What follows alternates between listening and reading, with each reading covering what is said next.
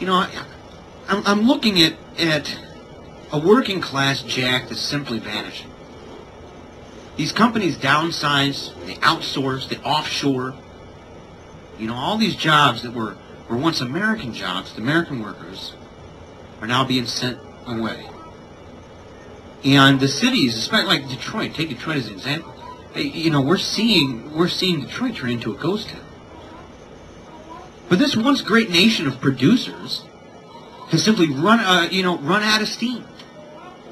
And we found ourselves somewhere between pauperism and the eternal proletariat.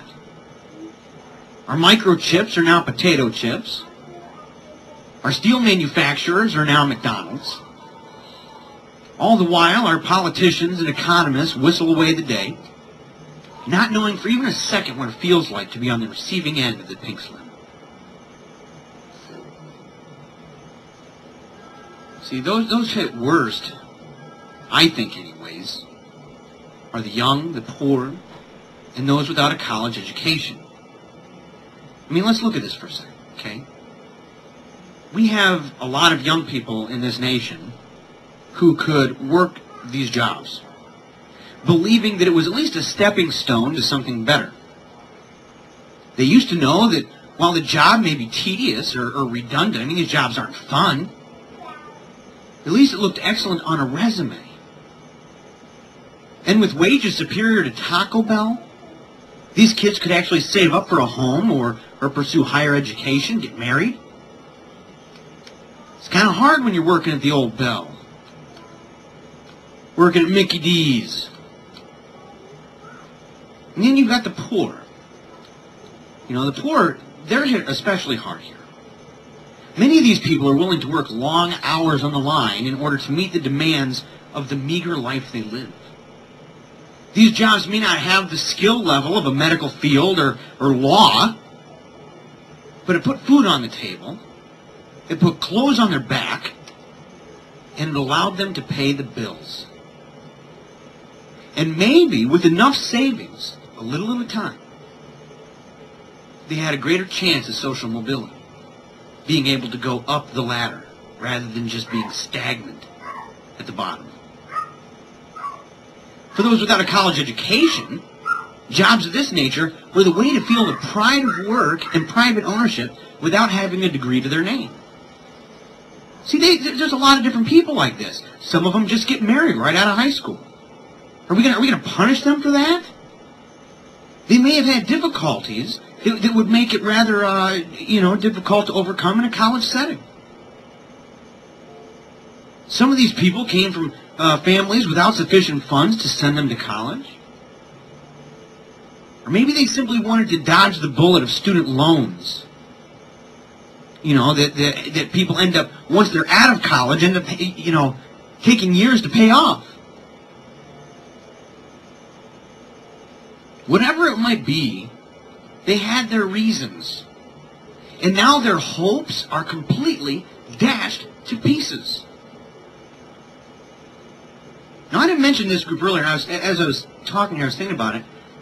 We've also got the elderly. And I think it'd be foolish for us to ignore the impact that downsizing and offshoring and outsourcing has on them.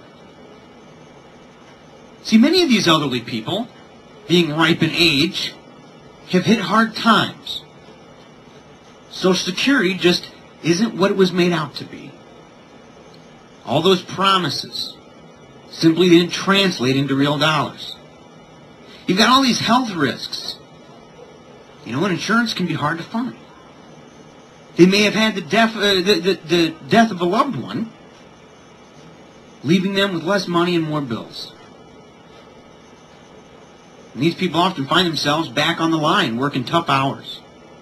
But see, it allows them to get by. It allows them to get by with some kind of sense of accomplishment. Now where do you see them? Don't tell me they're not working. I know a lot of people say, oh, the elderly, they're not really.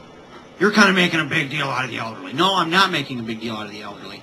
All you need to do is go to Walmart. You free traders, go to Walmart and see just how many elderly people are working there. Go to McDonald's. See how many elderly people are working there. If they're willing to stand there as a greeter, saying, "Hi, how are you?" or "Goodbye, hope you had a decent time shopping for apples," then I don't think they'd have a hard time putting something together in a manufacturing job or a textile job. So don't deny it. But all these people are hurt by the absurd faith-based economics of so-called free trade. Each of these groups have been hit extremely hard by executives who'd rather benefit from slave labor and wages that work out to be, I don't know, what, pennies on the dollar, compared to the pay given to their fellow Americans. The almighty dollar is the creed of these people. And capitalism is their national anthem. Still, our politicians hold their breath, hoping that this faith-based economic theory will benefit America in the long run. They always tell you that. Well, you just got to hold out. I know every indicator is that the ship is sinking. But just keep shining the brass there, because I don't think we're going to go down completely.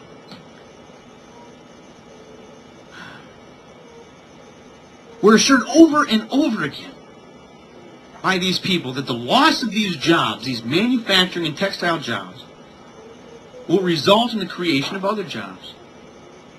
Now, this may be true. I mean, it might not, but it may be true. But the bigger question is, what kind of jobs will be created? As it stands right now, the fast food industry and janitorial services are leading the way.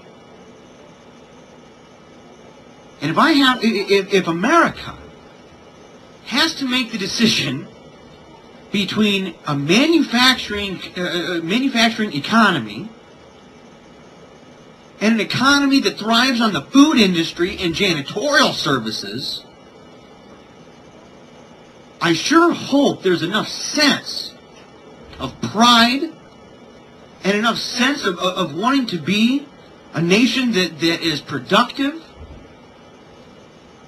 with satisfying work, at satisfying wages, that they would pick the former. I'll tell you this, the CEOs won't. All those executives and lobbyists and politicians, they won't. But the working man will. I know my friend in Michigan will. I had a guy, we're running up on time here, but I want to say this real quick. I had a guy on the internet actually tell me that, well, yeah, these jobs are lost, but it's, we're going to create new jobs. But see, the misunderstanding here is, well, for one, how do you know that?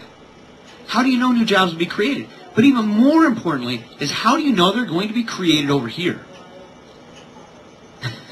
I mean, there's no empirical evidence whatsoever that if we lose a manufacturing job, that some job that pays more and can provide for the needs of life, and that's the kind of quality that a nation needs to be strong, is going to crop up when we lose a job. I mean, my friend just lost his job. What job's going to be created from my friend losing his job? Can you just tell me? Can you tell him? I want you, all my free trade buddies, I want you to think about this. I want you to imagine looking at somebody who just received a pink slip from a manufacturing job that is now going over to another country, and to look him in the face and say, yes, you know what, everything's going to be okay, because you lost your job, there's going to be another job that's going to crop up somewhere. And try to assure him of that. Try to assure his wife, who's pregnant, of that. You simply can't. You simply can't. You willingly and knowingly are sacrificing the productive soul of this country